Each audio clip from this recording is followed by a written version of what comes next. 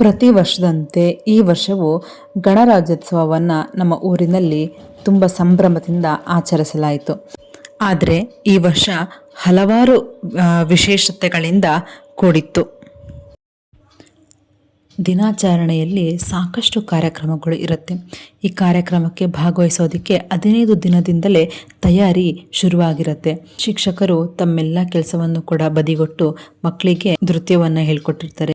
ಎಷ್ಟೇ ಬಿಸಿಲಿದ್ರೂ ಕೂಡ ವಿದ್ಯಾರ್ಥಿಗಳು ಅಷ್ಟೇ ಆಸಕ್ತಿಯಿಂದ ನೃತ್ಯವನ್ನು ಕಲ್ತಿರ್ತಾರೆ.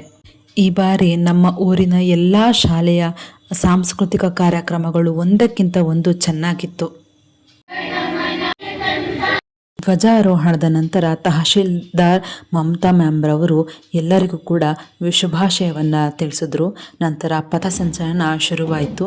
ಈ ಬಾರಿಯ ಪಥಸಂಚಲನ ತುಂಬ ವಿಶೇಷವಾಗಿ ಇತ್ತು. ಯಾಕೆ ಅಂತಂದರೆ ನಮ್ಮ ಊರಿನ ಪುರಸಭೆಯ ಪೌರ ಕಾರ್ಮಿಕರಿಗೆ ಪಥಸಂಚಲನದಲ್ಲಿ ಭಾಗವಹಿಸೋದಕ್ಕೆ ಅವಕಾಶವನ್ನು ಮಾಡಿಕೊಟ್ಟಿದ್ರು. ಇಡೀ ಚಿಕ್ಕನಾಯಕನಹಳ್ಳಿಯನ್ನು ಸ್ವಚ್ಛಗೊಳಿಸುವಂತಹ ಒಂದು ತಂಡ ಇದು.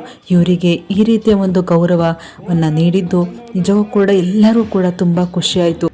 ಪೌರ ಕಾರ್ಮಿಕರು ತುಂಬ ನಿಷ್ಠೆಯಿಂದ ಪ್ರಾಮಾಣಿಕತೆಯಿಂದ ಕೆಲಸವನ್ನು ಮಾಡ್ತಾ ಇದ್ದಾರೆ. ನಮ್ಮ ಊರಿನ ಸ್ವಚ್ಛತಾ ಕಾರ್ಯಕ್ರಮಗಳನ್ನು ತುಂಬ ಅಚ್ಚುಕಟ್ಟಾಗಿ ಮಾಡ್ತಾ ಇದ್ದಾರೆ. ಹಾಗಾಗಿ ಈ ಬಾರಿಯ ಗಣರಾಜ್ಯೋತ್ಸವ ಆಚರಣೆ ವಿಶೇಷ ಅಂತ ಅನಿಸಿದ್ದೆ ಈ ಒಂದು ತಂಡದಿಂದ. ನಾನು ಕೂಡ ದೇಶವಾಸಿನೇ ಅಂತ ಹೇಳಿಬಿಟ್ಟು ಈ ನಾಯಿ ಕೂಡ ಪಥಸಂಚಲನದಲ್ಲಿ ಭಾಗಿಯಾಯಿತು. ದೊಡ್ಡ ದೇಶದಲ್ಲಿ ನಾವು ಅತಿಥಿಗಳು, ಶಾಸಕರು ಹಾಗೆಯೇ ಅಧ್ಯಕ್ಷರ ಭಾಷಣದ ನಂತರ ವಿದ್ಯಾರ್ಥಿಗಳ ಸಾಂಸ್ಕೃತಿಕ ಕಾರ್ಯಕ್ರಮ ಶುರುವಾಯಿತು.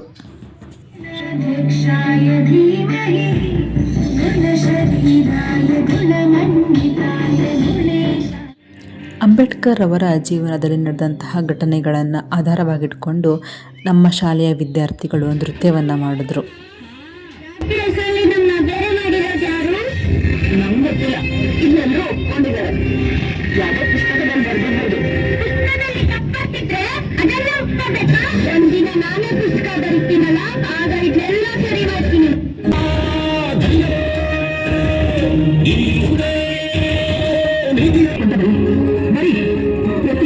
ಸ್ವಾತಂತ್ರ್ಯ ಸಿಗಬೇಕು ಅಂತಂದ್ರೆ ನಾವು ಎಷ್ಟು ಸಬಲ ಆಗ್ಬೇಕು ಅಂದ್ರೆ ಗಂಡು ಮನೆಯಿಂದ ಓಡಿಸಿದ್ರು ಅವ್ರು ಸ್ವತಂತ್ರವಾಗಿ ಬದುಕಬೇಕು, ಸ್ವತಂತ್ರವಾಗಿ ದುಡಿಬೇಕು.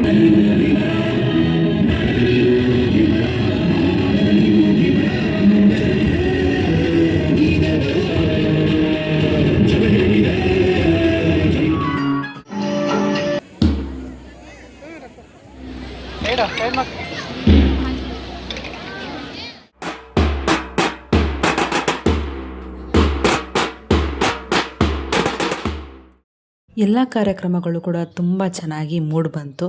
ಕಾರ್ಯಕ್ರಮ ಎಲ್ಲ ಮುಗಿಸ್ಕೊಂಡು ನಮ್ಮ ಶಾಲೆಗೆ ಬಂದ್ವಿ. ರೆಡಿ. ಓಕೆ, ಫೈನಲಿ ಕಾಫಿಯಿಂದ ಎಂಡ್ ಮಾಡ್ತಾ ಇದ್ದೀವಿ. ರಿಪಬ್ಲಿಕ್ ಡೇ ಮುಗೀತು. ಟೆನ್ಷನ್ ಫ್ರೀ ಕಾಫಿ ಲಾಸ್ಟ್ ಈ ಇಯರ್ನ ಫುಲ್ ಬಿಸಿಲಿದ್ರು ಕಾಫಿ ಕುಡಿತಾ ಇದೀವಲ್ಲ.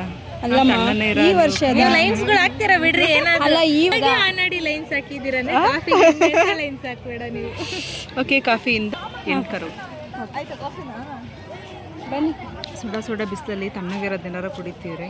ನಾವು ನೋಡಿದ್ರೆ ಬಿಸಿ ಬಿಸಿ ಕಾಫಿ ಕುಡಿತೀವಿ. ಮೈಂಡ್ ರಿಲ್ಯಾಕ್ಸ್ ಆಗುತ್ತೆ ಕಾಫಿಗೆ. ಇಡೀ ಚಿಕ್ಕನಹಳ್ಳಿ ಏನಷ್ಟು ಸ್ವಚ್ಛ ಮಾಡ್ತಾರೋ ಅವರಿಗೆ ಒಂದು ಬೆಲೆಯನ್ನು ಕೊಟ್ಟಿದ್ರು. ಅದೊಂದು ತುಂಬ ಖುಷಿ ಆಯಿತು ನನಗೆ.